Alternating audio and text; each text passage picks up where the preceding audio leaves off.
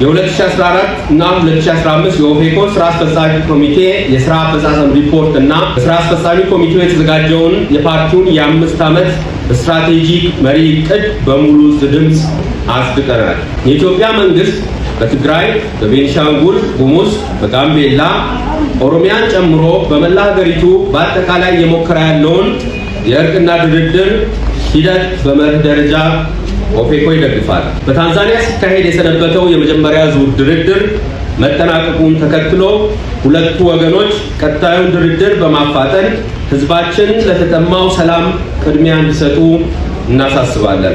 እየተካሄደ ያለው የሰላምና የእርቅ ውይይት ስኬታማ እንዲሆንና ኦሮሚያ ብሎም በኢትዮጵያ ዘላቂ ሰላምና የተረጋጋ ፖለቲካ ምህዳር ለመፍጠር ሰላም ድርድሩ ከተኩስ አቁም ስምምነት ባለፈ የኦሮሞን ህዝብ በሚመለከቱ ውስብስብ የፖለቲካ ጉዳዮች ላይ ቀሪ የኦሮሞ ፖለቲካ ኃይሎችን ማሳተፍ እንዳለበት መረዳት ያስፈልጋል።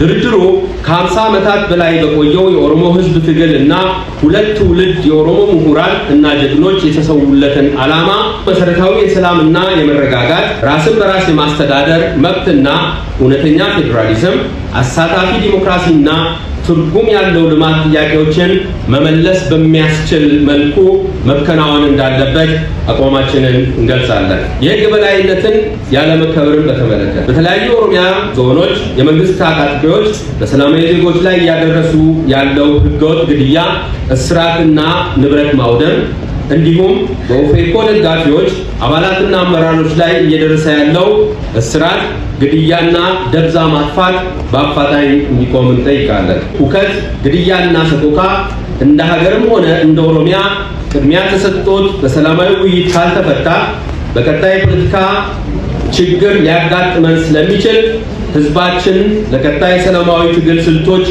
ራሱን እንዲያዘጋጅ እንጠይቃለን።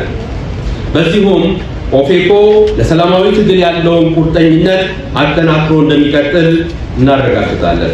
ሙስና ሀገሪቷን ወደ ገደል እየከተተ ነው። ሙስናን መዋጋት የሚቻለው በሐቀኛ የህዝብ ተሳትፎ እንጂ አሁን እንደተያዘው በኮሚቴ ብቻ የሚፈታ አይደለም። እንደ ለገደምቢ ወርቅ ያሉ ማዕድናት ላይ ኢንቨስትመንት ፍቃድ የአካባቢ ብክለትን በሚከላከልና የአካባቢውን ህዝብ ጥቅም በሚያስከብር መልኩ ያለመደረጉ እያስከተለ ያለው ከባድ ጉዳት እንዲቆም የህዝባችንን ኢኮኖሚያዊ ችግር እያባባሱ ያሉት እንደ ስንዴ፣ ጤፍና ጫት በመሳሰሉት የግብርና ምርቶች ላይ የተጣሉ አላስፈላጊ የእንቅስቃሴ ገደቦችና ቁጥጥሮች በአስቸኳይ እንዲነሱ እንጠይቃለን። ከቅርብ ጊዜ ወዲህ ገዢውን ፓርቲ እንደ ኦሮሞ መንግስት በመቁጠርና የኦሮሞማ አገዛዝ የሚል የተሳሳተ ብያኔ በመስጠት አንዳንድ የአማራን ህዝብ እንወክላለን የሚሉ ኃይሎችና ምሁራን ይህ አካል የፈጸመው ስህተትና ህገ ወጥነት ተግባራት የኦሮሞ ህዝብ ስህተት አስመስለው ማቅረባቸው በህዝቦች መካከል ቅራኔ የሚፈጥርና ከባድ መዘዝ ሊያስከትል የሚችል ስሁት አስተሳሰብ ነው። ብልጽግና ፓርቲ ለፈጸመው ተጠያቂው ፓርቲው ራሱ ሲሆን